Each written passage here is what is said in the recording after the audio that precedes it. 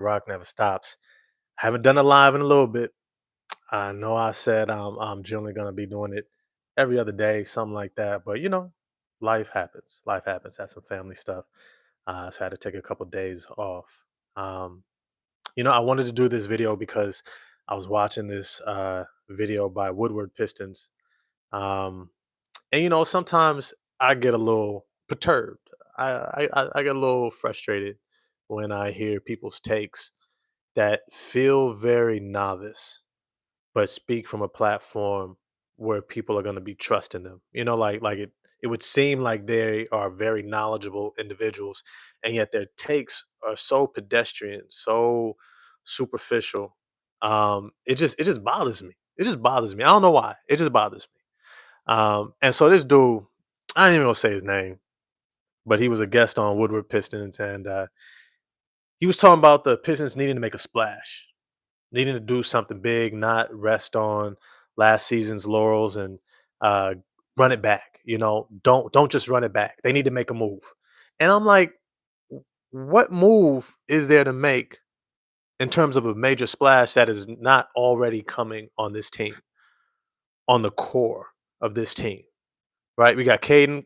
We got Cade Cunningham, third team All NBA. Probably should have been second, but it is what it is. You got Jaden Ivey's return. You got Asar Thompson's ascension. You got Jalen Duren's progression. You've got so many things going on for this team. Ron Holland's growth, Marcus Sasser, Isaiah Stewart. You got all these guys growing and developing, and yet you still feel the need to make a major splash, as if those guys aren't enough, as if their talent is not enough, as if what they're doing is just run of the mill.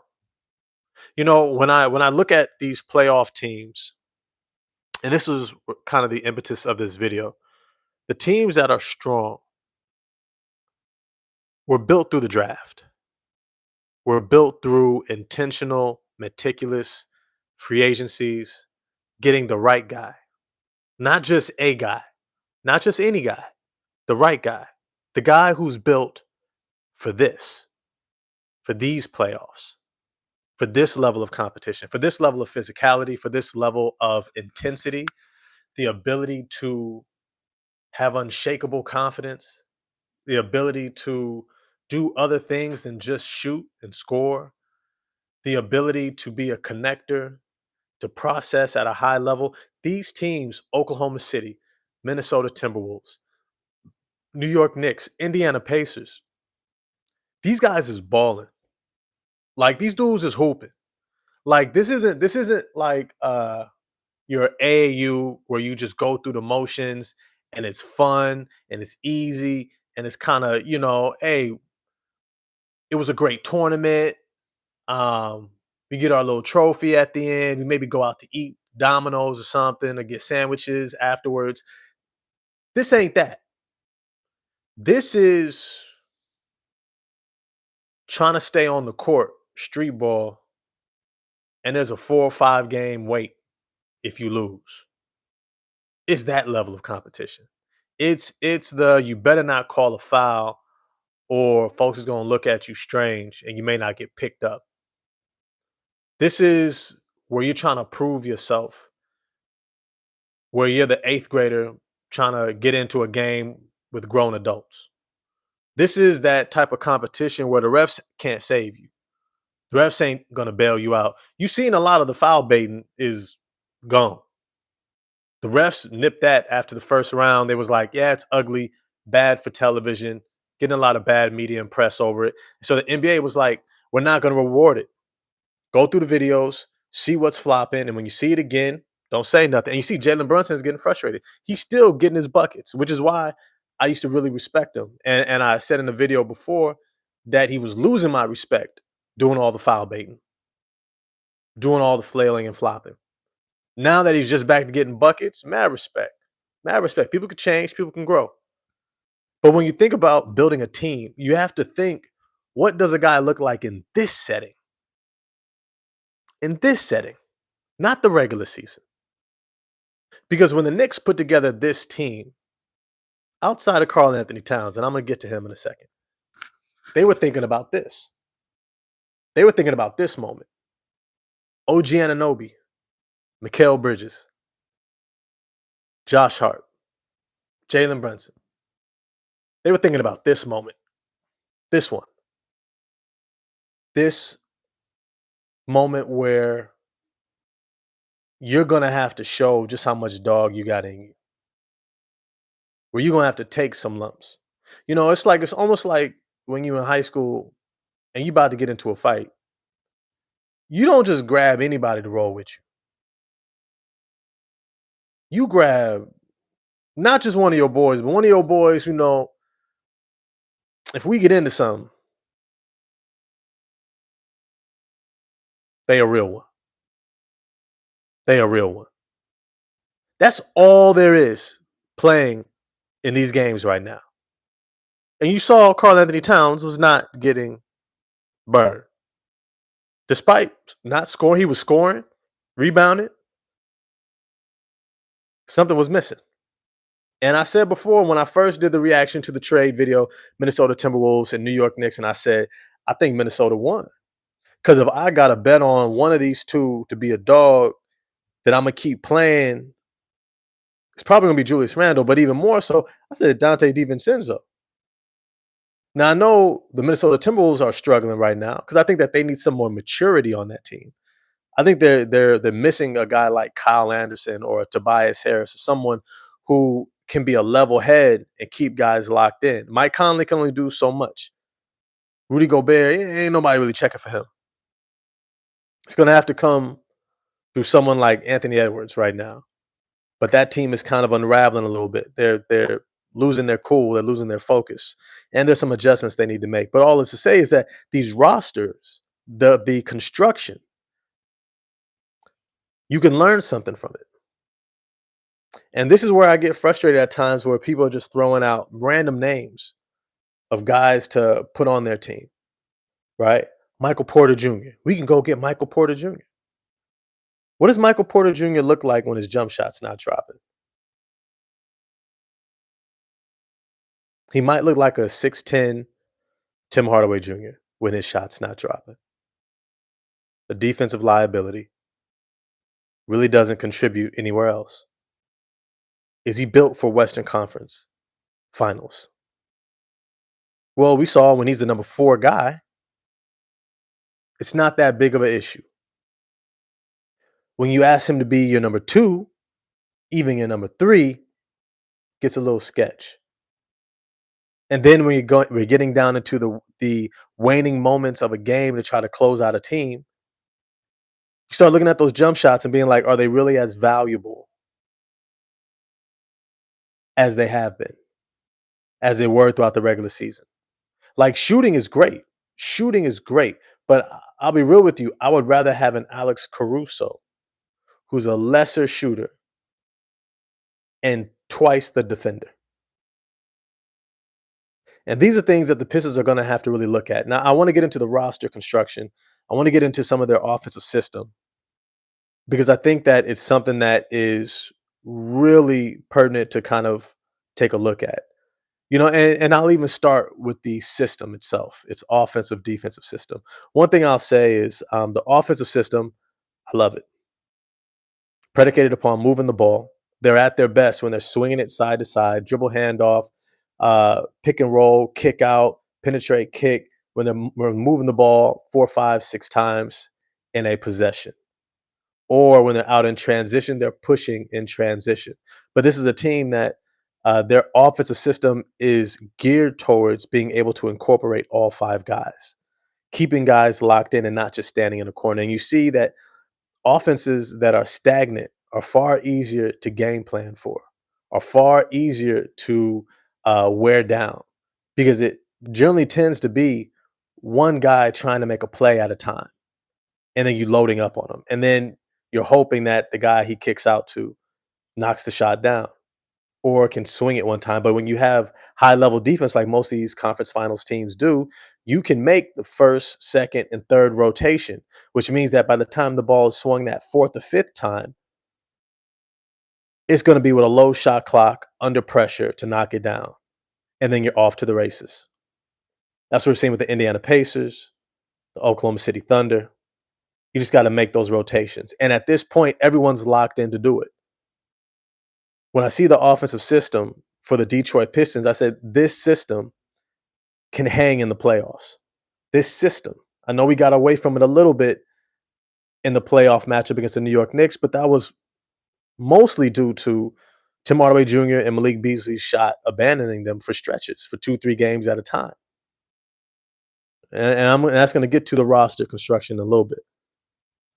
All this to say is when we look at what the offensive system can do when you have more talent in those spots, I think it's far more in what we saw in the regular season than what we saw in the playoffs. When we have more talent, AE or example, IE is another technical term. But anyways, for example, Jaden Ivey over Tim Hardaway Jr. When Jaden Ivey is in that starting role, it looks 10 times different than when it's Tim Hardaway Jr. He's bigger, longer, more athletic, more explosive, better finisher, just as much range on his jump shot, can do more off the bounce, has more playmaking, facilitating abilities than Tim Hardaway Jr. It's going to look that much better in the playoffs, in a conference finals matchup. You know, the guy that I was criticizing on Woodward Pistons, I'm not going to say his name, but he was an older guy. I was kind of shocked by his statements.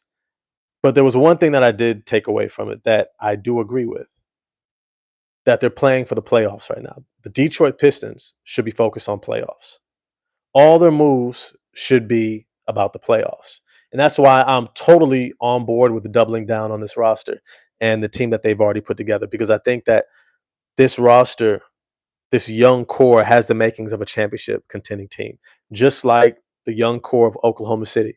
Even though they traded for SGA, the rest of that core they drafted: the Jalen Williams, the Chet Holmgren, right? Cason Wallace, Isaiah Joe. I think he was traded for, but he might have been drafted as well, right? These guys are high level young players who are going to have the opportunity to do some major things in the future. When we look at how the Detroit Pistons are building, they have a similar makeup where the core of their guys, Minnesota's Anthony Edwards, right? Uh, uh, Jalen McDaniels, Nas Reed, right? These guys that they drafted are a part of a young core, right? When you look at the Indiana Pacers, Aaron Neesmith started in Boston. But when you look at the Jarris Walker, Benedict Mathurin, you look at guys like TJ McConnell that have been there forever, Miles Turner, who's their incumbent, veteran star. He's been there for so long. Like, they have guys who have been a part of the core that's built for this moment. It's the reason why Miles Turner could laugh when he misses a crucial free throw down the stretch of a fourth quarter and then turn in a 15-point fourth quarter. You know what I mean? Because the core of the guys around you, there's a certain continuity, there's a certain trust, there's a certain relationship level that you play to your strength.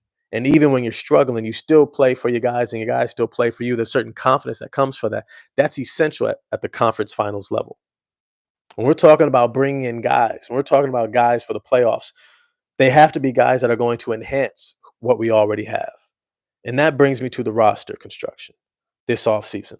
Look, yes, we're going to have cap space. Yes, ESPN and all these other folks is going to tell us how to use it, include us in so many random trade moves and things like that. Look, don't let that deter you from we are already on course. We are on course. I've been saying for a while. Um, and if you're just tuning in, my name is Ross, with The Rock Never Stops. I do these interactive live chats on Detroit basketball, NBA playoffs, off season, all year round. So feel free to put in questions, thoughts, and I'll try to answer them as you post. Need a reliable score from the post. Uh, yeah, and I'm going to get to that in the roster construction. And that's a good point. I think what a lot of people see, I think what it sounds like you're talking about is front court scoring. But the Detroit Pistons post up a lot. And when I say a lot, I mean they post up a lot. Cade Cunningham posts up. Tobias Harris posts up. Jalen Duren posts up. Asar Thompson posts up. Isaiah Stewart posts up. You got a lot of post inside play. I do agree that they lacked depth in the front court after the injury to Isaiah Stewart. That's a reality of this team. And I've been having to think about it. There was the mentioning of a popular name, Bobby Portis. And at first, I was resistant to it because I like Bobby Clement as a talent. But when I look at these playoffs, when I look at the conference finals, I ask myself, is Bobby Clement built for this level of physicality, this level of intensity, this level of dog that you got to have in you? And the reality is, I don't know. I don't know. I'm not saying I'm gonna throw out this comparison, just hear it out. Bobby Clement gives me Kyle Kuzma energy. He can be a good piece. I don't think he's his mercurial, eclectic type lifestyle type of a player, and he's kind of all over the place. You don't know what you're always going to get from him in terms of like energy. I don't think he'll ever be your number one, two, three, four option. I don't even know if he's your sixth or seventh option off the bench. I think he could be a valuable role player. He has skill, a lot of skill, shooting, off the move. He could put it on the floor, get out in transition. He moves the ball. He passes the ball well. He knows how to cut, which is a very valuable skill in the playoffs because you can't always rely upon scoring with the ball in your hands. You have to have guys who know how to move without the ball and don't need to be prodded to do so. They see the opportunities and they take advantage of it. All that's to say is Bobby Clement has a lot of that. But when I think about the other side of the ball, not the offensive, the defensive side, that's where I get worried about Bobby Clement. Does he have the physicality for those essential box out on someone like Mitchell Robinson, who's 7'1", 7'6" wingspan, who could jump out the gym and who's a load? I'm talking 260, 270-pound load, right? Is he someone who can box out and get you that crucial rebound? He's never been known as a rebounder. That's another concern. Is he somebody who, if he gets switched onto a smaller player, he's going to get down into a stance and he's going to compete in that moment? I don't know. And those question marks lead me to this conclusion because I've said it before. The Pistons are no longer in a developmental stage, meaning that come next season, come training camp, you either put up or shut up. You're either in or you're out. You're either someone we can rely upon or we got to go get that guy. D Dubs, what's good, my man? How do we stack up against, let's say, Pacers, who for me are the best team in the East and top three in the NBA? I've said that all season. Give Cade whatever he needs to match up against the Pacers. That's a great question. And that's exactly what this video is about. Cade Cunningham, I think he could easily be the best player in a matchup against the Pacers in the playoffs. No one is safe apart from Cade. I'll say this: Jaden Ivey's talent alone deserves for us to see what he looks like in the playoffs and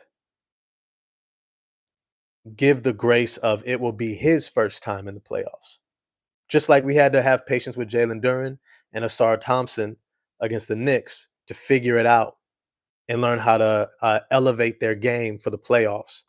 That's what we will have to give Ivy an opportunity to do, and his talent is worth it. I think he's worth it. All that's to say is I think he is, I'm not gonna say he's untouchable, but there's very few pieces that I'd be willing to touch him for. I don't know who out there I would give up a Jaden Ivey level talent for. I just don't know. I honestly don't. Um, and those guys that I would aren't available. Aren't available. Calm guy was good. I think we don't make a big splash for someone like Zion. Keep our team getting better. vets like said Chris Middleton. Yes, yes, and I think that that is one of the key premises when I look at this roster construction in comparison to others in the conference finals. Is that the Detroit Pistons lack high level processors, in game processors. And when I say processors, I mean people who can figure out um, what to do in intense, high leverage moments. Would you say, calm guy? I'm interested, Barack, because I think Asar can be better than Ivy if he gets a shot. I do too, but he plays a completely different position and a completely different style. Which is why I think that they complement each other. I think Duran, Asar, Ivy, Cade, all of them do very different things, which is what you want from a starting lineup. When you look at SGA, look at Alex Caruso, you look at Jalen Williams, Chet Holmgren, all those guys do very different things. The only thing that they all do is play defense. The only thing that they all do is buy into the system. Yeah, they can knock down shots, but how they get their shots are different. How they play is very different. Their level of athleticism is different. Their size and their length, that allows you to have complementary pieces that can fulfill a large amount of roles on a team. So when they're playing together, you have the maximum amount of output from a collective five. Brother, I like this roster. Oh yeah, D Dubs, I do too. But it's either we keep this team all together, which still won't be good enough next year to make it out the first round, or nobody is safe. Give K whatever he needs. I actually don't agree. I think that this roster is good enough to make it out of the first round. I do. I do. You know, when I look at this roster, like I was saying a moment ago, they need high level processors, people who understand the playoffs. That's why Dennis Schroeder was so essential for us. But he was smaller. He's a smaller player. And when you look at these playoffs, size is king, right? The main guy who's able to slow down Jalen Brunson, Sarah Thompson, Aaron Neesmith. Big defenders. Big defender. Appreciate you, Aaron. That's what you need out there. So when I look at a Dennis Schroeder, he's a high level processor, but he can still get taken advantage of defensively, even though he's a good point of attack defender. You need more size around him, and Malik Beasley next to him made us way too small. So what we need is a processor, a veteran who can figure out decisions, who can also play high level defense. And that gets me to this offseason. Some of the guys that I've been looking at, and I've put some of these guys out there before, but I just want to reiterate why these guys are so important. Now, I'm going to start off with a couple of names that I want y'all to think about, that I want you guys to think about. We're going to start with the front court. We have Jabari Walker from Portland, Santi Aldama from Memphis, Chris Boucher from the Toronto Raptors, Trey Lyles from the Sacramento Kings, Precious Achua from the New York Knicks, Jeremiah Robinson Earl from the New Orleans Pelicans. What do these guys have in common? These guys have a degree of athleticism, toughness, the ability to shoot the ball, and they are guys who have been trusted on playoff teams. Toughness, defense, can shoot, and they've been trusted on playoff teams. The reason why that's important to note is because in the playoffs, everybody gets a little tighter. Everybody gets a little butt cheek pinch, especially the coaches.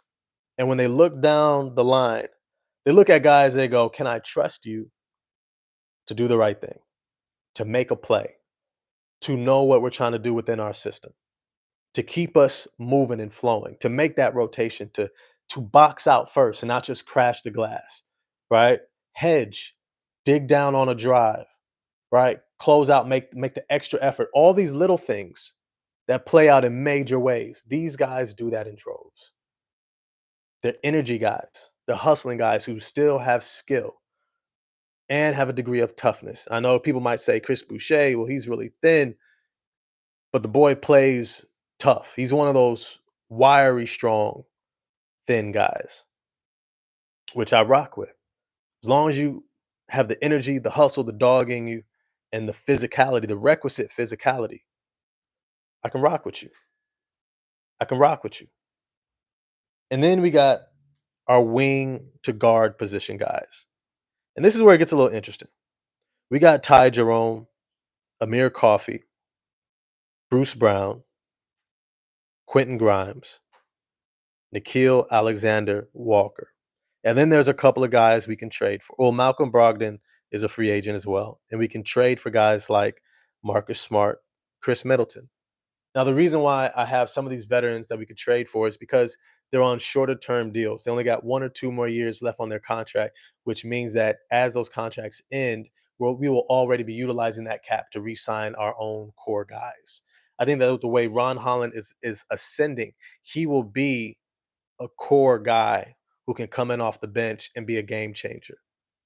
I wouldn't be shocked if we have closing lineups that are Cade Cunningham, Jaden Ivey, Ron Holland, Asar Thompson, Jalen Duren, or Isaiah Stewart, closing out games in the playoffs because of what his size, athleticism, two-way play, and dynamic ability on the court with that motor is able to do. Now, here's one of the things that I like about those other free agents. One, it allows us to sign them outright. We don't have to get into a bidding war. We don't have to worry about somebody matching a contract like with Jonathan Kaminga. We don't have to overpay. I don't think that that's necessary for this roster. I think that there's enough talent that we can go after, that we can bring in a guy to fill in key roles, right? Quentin Grimes can play at a high level between Marcus Sasser and Ron Holland. Shooting, playmaking, facilitating.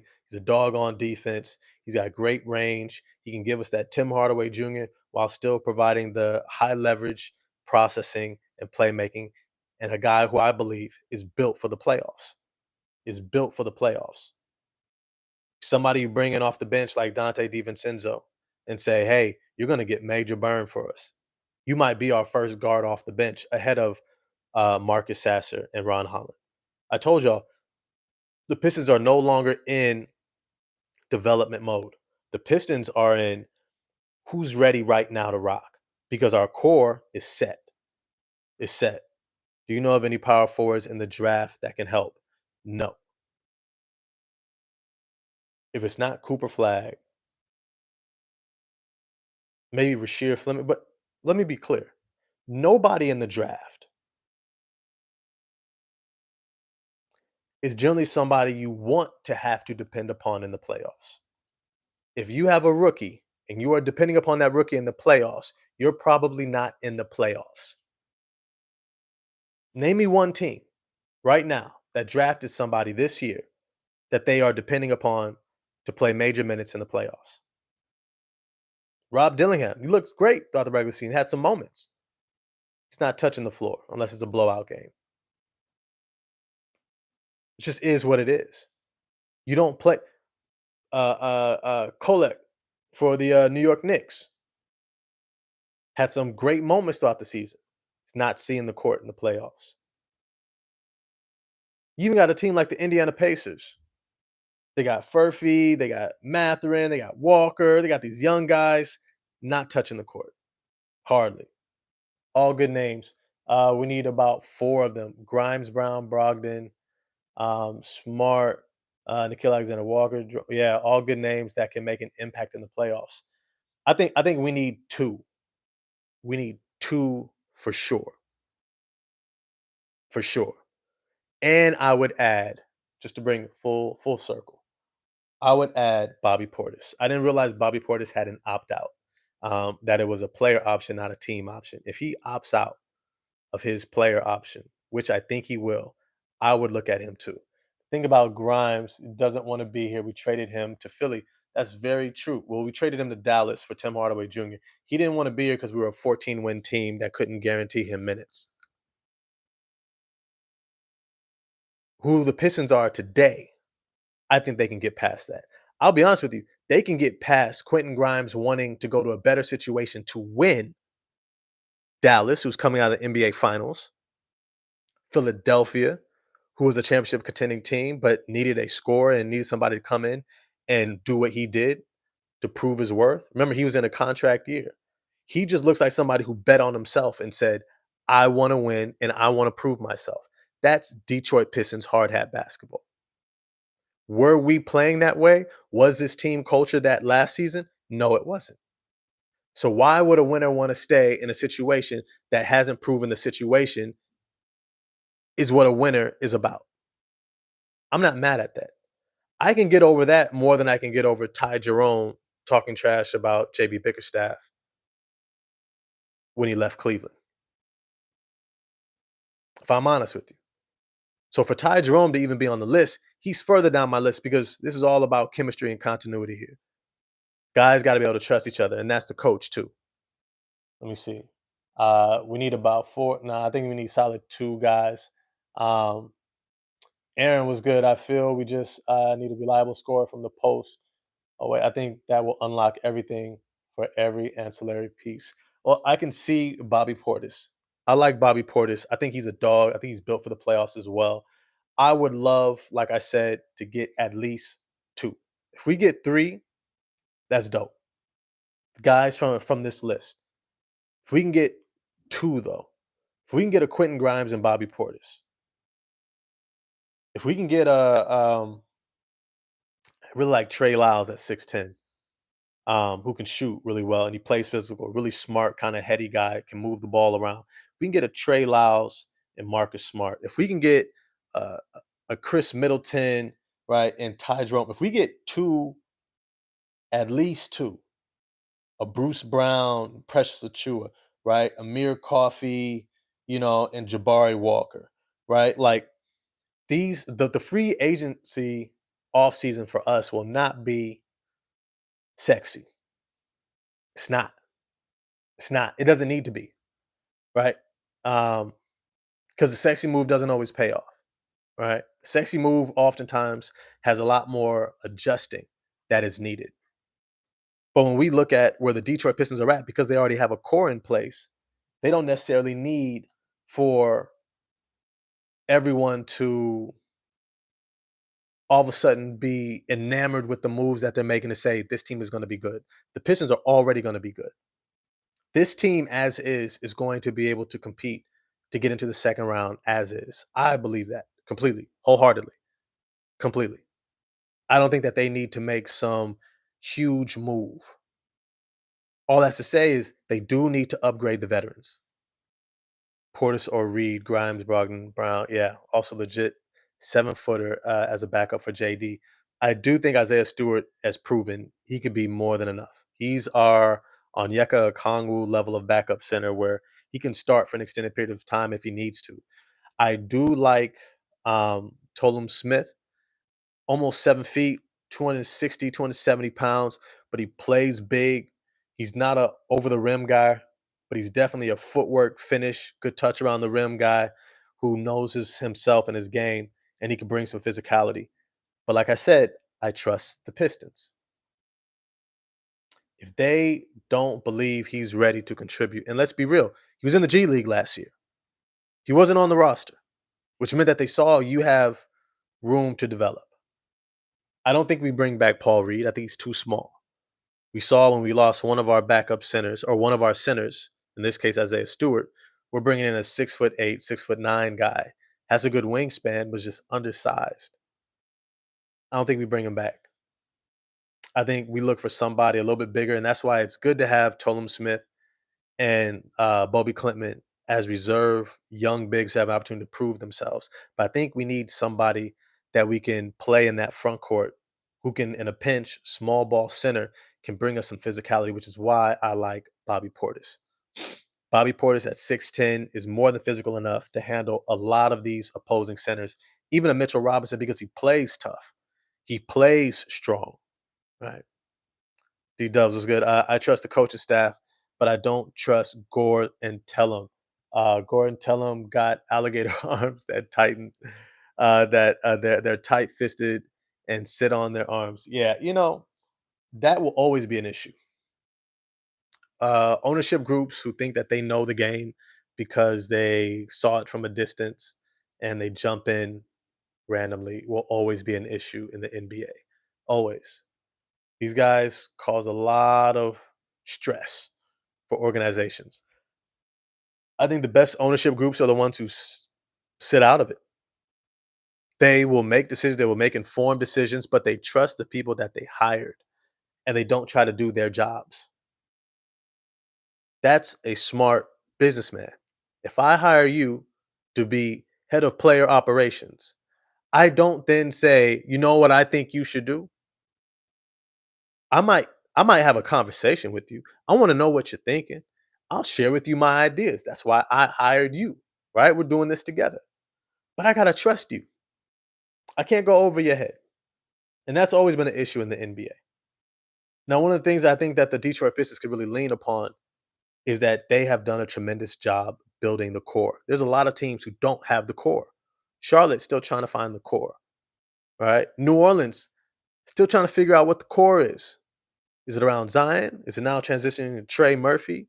Right? You still got DeJounte Murray coming off an injury, CJ McCollum, the incumbent veteran, right? Eves Messi looked really good last year, but then you still got Jordan Hawkins, who you thought was going to be your starting shooting guard, but now you got Murray and CJ, even though Murray is going to be out. But then, okay, so are you going to start for a while? You still got Herb Jones and Trey Murphy the third.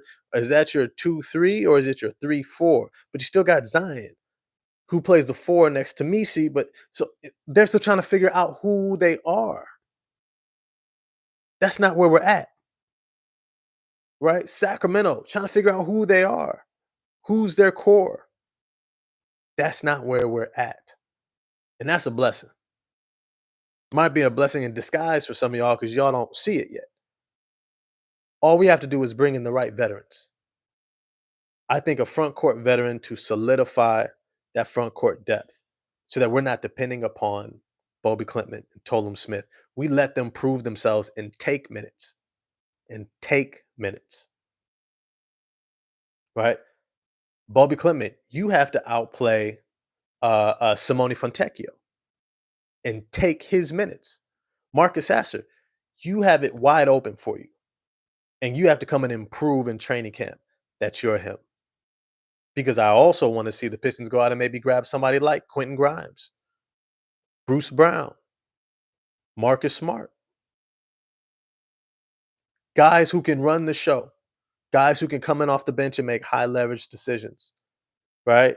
Can you show that you've been able to fully embody and apply the ability to play make and facilitate while also be a bucket? Can you put it all together? Calm guy. OKC and Pacers aren't risk takers. They didn't make big splashes. They built their team through the draft and got good vets. Pascal was a vet when he went to the Pacers. Facts. That's 100%. They made the right investment. By the time that OKC made a big free agent acquisition, they brought in Isaiah Hartenstein, and then they traded for um what's my man's name? I just said him a moment ago. Um, used to be the Laker, play for the Bulls. What's his name? Y'all know who I'm talking about. Alex Caruso. Alex Caruso. Right? They made those moves as finishing touches for an NBA championship run, not to become a part of their core. Right? They made the core move pieces at the beginning, bringing in SGA. That was the move. LeGuins Dort, who I think was either undrafted or a second round pick. I think he was undrafted. And he proved himself. That's what Marcus Sasser is going to have to do. That's what even Ron Holland is going to have to do. He's going to have to prove himself next year. If he thinks he's going in the next season and the position is just his, he's kidding himself. Because I would love for these Pistons to go out and get Bruce Brown, who used to be a Detroit Piston. I'd love for them to go out and get Chris Middleton. I'd love for them to go out and get Amir Coffey from the Los Angeles Clippers, 6'7", 6'8", forward. I think he's only 26 years old, right? Trusting the playoffs on a veteran team. You know, he picked up so many things from those guys. Nicholas Batum and James Harden and Kawhi Leonard and Paul George, these guys that he was playing with for years. You know how much he's absorbed? I would trust that guy off our bench. 6'7", 6'8", forward. He can defend 3-4 positions. He does the right things. Great acquisition for us. That's what I so when we're looking at what it means to build this offseason, when we're talking about what it looks like for us to build for this level of competition. Conference finals. It's not for the faint of heart. It's not for the weak minded. Even if you have someone like Jalen McDaniels, right? Extremely talented. He gets frustrated. You can get in his head. You can get him overthinking or doing too much. SGA is living rent free in his head. He's living rent free in most of Timberwolves' head right now. You can't have that mindset. Asar Thompson had to figure that out in the playoffs. He had to figure that out where he was getting frustrated by Jalen Brunson, who was out there,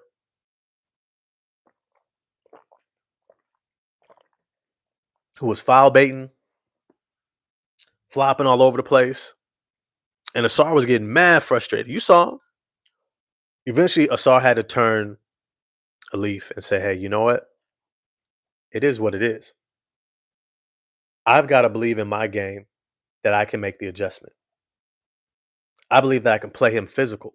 Because you recognize during the back half of that series against the Knicks, Asar kept playing Brunson physical. He just learned the little tricks that Brunson was doing, how to get his hand out the way, how to make sure his arm was up and not down so it couldn't get hooked.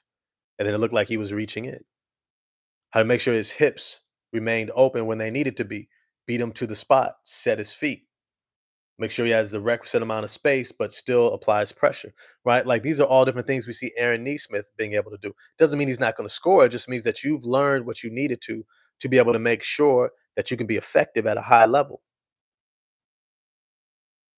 That's what the playoffs are about. You're going to have to elevate. You're going to have to pivot. You're going to have to take it up a notch. Not everybody can do that.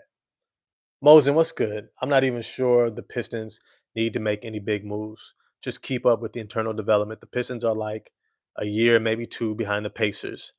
They were only a 25-win team 2 seasons ago. Bro, I've been saying that. I said our championship window 2 seasons. Not next season, the year after. We will be right where the Pacers are. And considering the fact that who knows what can happen. When it comes to the getting to the playoffs, it's all about health. If you're a healthy team throughout the season, going into the playoffs, you will likely have a chance to progress. Cleveland, why did they fall off? Guys got hurt. Garland was out, right? Mobley was out. By the time that they got their guys back, the guys weren't near enough to 100% to play as a team that they were in the regular season.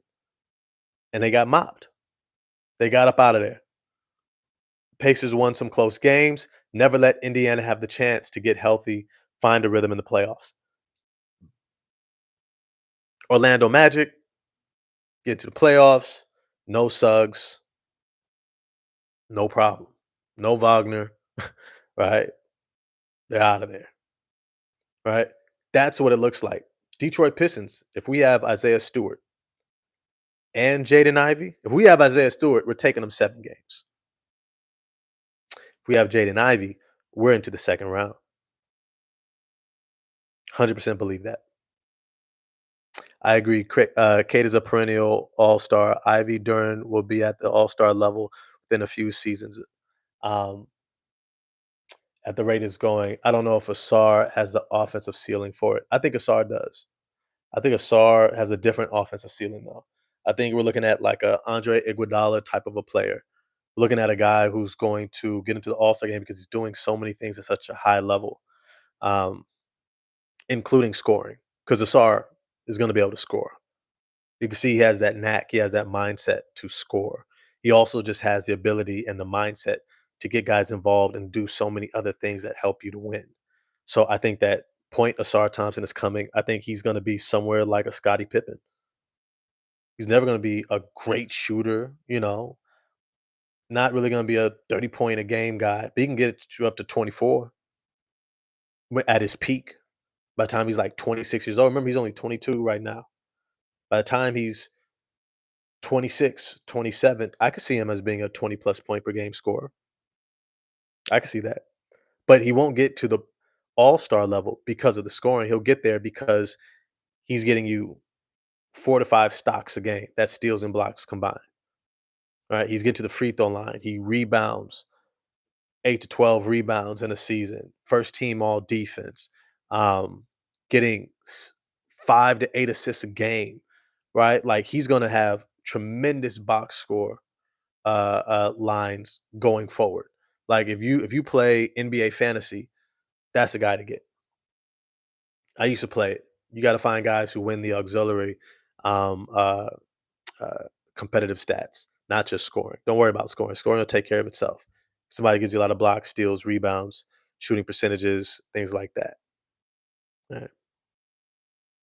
All that's to say is this team is coming. I'm excited for it. I'm excited for it. But hey, I'm gonna wrap up for today. It's your man, 100 grand. Ross with the Rock never stops. Want to get into this? These playoffs are dope. Look at the high leverage moments coming down to the wire. When it comes to the Pistons, they've got to bring in guys who are built for this, for this, and that likely means Tim Hardaway Jr., Malik Beasley, Paul Reed are not on this roster next year. But as always, if you enjoyed the video, smash the like button for me. Hit subscribe and the bell for notifications. If you stay with me to the end, put a little basketball and then write Detroit basketball. Whatever comments you make, I'll make sure that I respond to it. I'm going to see y'all next time. Y'all be smooth. Enjoy your weekend. Peace.